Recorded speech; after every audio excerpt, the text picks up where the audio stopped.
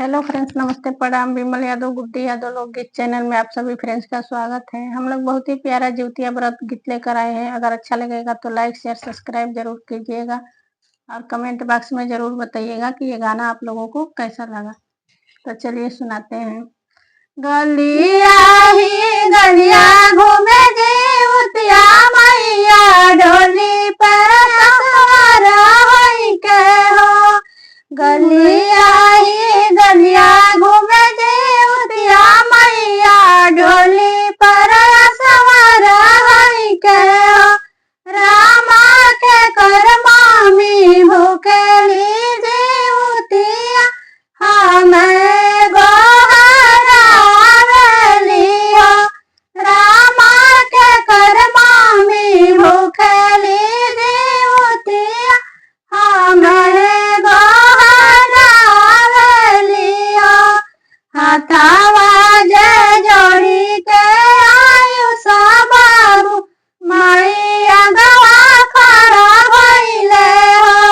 हथावा जे जोड़ी के आरुही बाबी माई अगवा खड़ा भइली हो।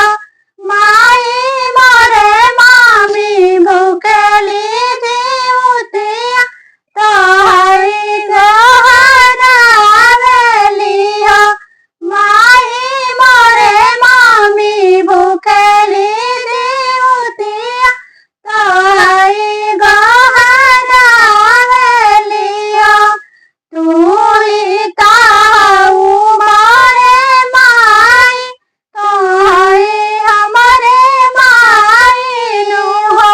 माई चलाऊ ना हमारे आंगनवा तो मम्मी हमरे आदर करिए हो। माई चलाऊ ना हमारी आंगनवा तो मम्मी हमरे आदर करिए हो। सोने के जिउतिया मांगले होइए थालिया सजवले होइए हो। सोने के जिउतिया मांगले होइए थालिया सजवले होइए हो।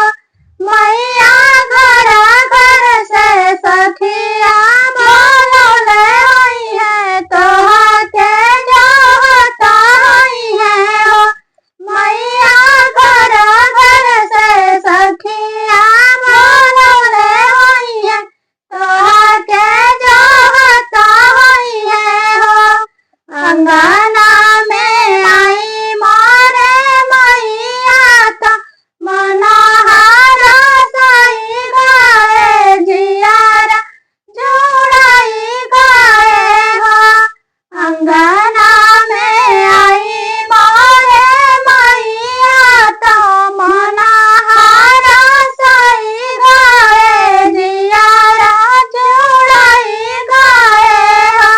सखिया बेदिया पर माई गाय खावे निहुरी पैया लागेली होरी पैया लागेली हो। सखिया बेदिया पर माई गाय खावे निहुरी पैया लागे निहुरी पैया लागेली हो।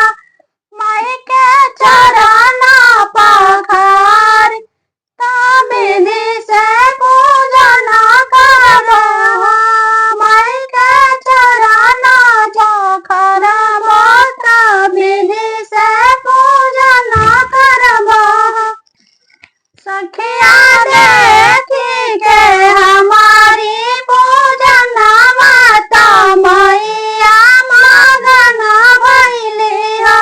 सखिया देखी के हमारी पूजन माता मैया मगन भइली हो।